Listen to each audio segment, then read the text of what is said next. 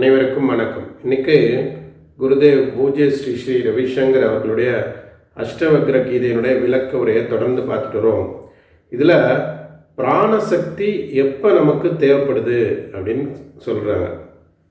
So நீங்கள் எங்கே இருக்கீங்க, எந்த கிரகத்தில் இருக்கீங்க, உங்களுடைய மனதினுடைய பிறப்பிடம் எழுது, உங்களுடைய கருத்துக்கள், உங்களுடைய எண்ணங்கள்லாம் எப்படி தோன்றுகின்றன, எப்படி மறைகின்றன, உங்கள்கிட்ட இருக்கக்கூடிய விருப்பு வெறுப்புகள் எப்படி தோன்றுகின்றன, எப்படி மறைகின்றன அப்படிங்கிற ஒரு அர்த்தமுள்ள கேள்விகளை நம்ம எப்போவுமே கேட்குறதில்ல.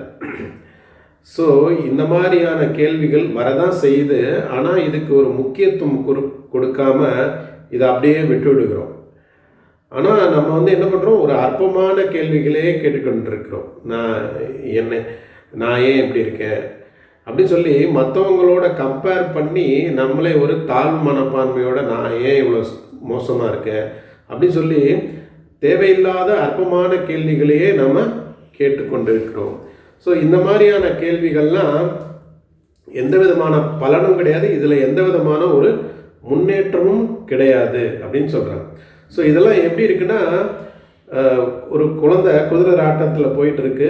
ஸோ திருப்பி அந்த சுற்றுலேயே வந்துட்டு ஒழிஞ்சு அது ஒரு இலக்கை நோக்கி அடைய முடியாது. அதுபோல தான் இந்த மாதிரியான தேவையில்லாத நம்ம பயனற்ற கேள்விகளை கேட்டுக்கொண்டு நம்ம என்ன பண்ணுறோம், இந்த உலகத்திலே சுழண்டுருக்கோம். ஆனால் உண்மையாகவே நாம் யார், இந்த பேரண்டம் எதனால் ஆனது, ஸோ இந்த வாழ்க்கையில் நீங்கள் எதுக்காக இந்த உலகத்துக்கு வந்திருக்கீங்க, இங்கே என்னென்னலாம் செய்கிறதுக்காக இருக்கீங்க அப்படிங்கிற ஒரு உண்மையான நம்ம உயிரோட்டமான கேள்விகளை நம்ம கேட்குறதே இல்லை.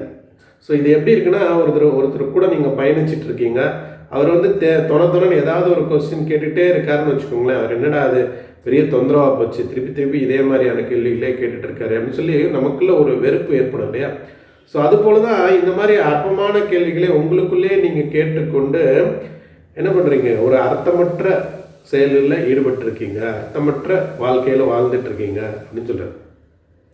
ஸோ இந்த மாதிரியான சந்தேகங்கள்லாம் நான் ஏன் இப்படி இருக்கேன், என்னை மட்டும் கடவுள் ஏன் இப்படி படைச்சாரு, எனக்கு மட்டும் ஏன் இப்படி துன்பமான வாழ்க்கை, ஸோ இந்த மாதிரி கேள்விகளை கேட்டுக்கொண்டிருக்கிறோம். அப்படி இல்லைன்னா மற்றவங்கள்ட்ட போயிட்டு இந்த ஷர்ட் எவ்வளோ வாங்கினீங்க, இது நல்லா இருக்கே, இது என்ன பண்ணீங்க அப்படின்னு சொல்லி தேவையற்ற கேள்விகளை கேட்டுக்கொண்டு இருக்கிறோம். இந்த மாதிரியான சந்தேகங்கள்லாம் வரும்போது எந்த விதமான பதிலும் உங்களுக்கு திருப்தி தராது.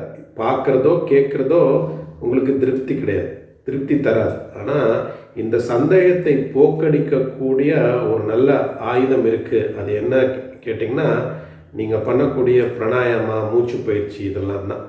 உங்களுக்கு எப்பப்பெல்லாம் சந்தேகம் வருதோ அப்போ நீங்கள் நினச்சிக்கணும், உங்களுடைய பிராணசக்தி கம்மியாக இருக்குன்னு தெரிஞ்சுக்கணும். எப்பப்பெல்லாம் உங்களுக்குள்ள பிராணசக்தி கம்மியாக இருக்கோ அப்போ இந்த உலகத்து மேலே, சுற்றுப்புற சூழ்நிலைகள் மேலே சந்தேகம் வரதான் செய்யும்.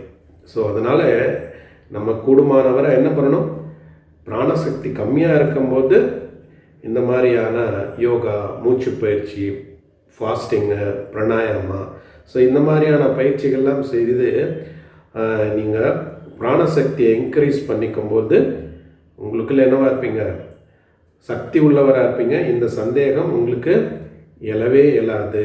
இதுதான் நம்பிக்கை.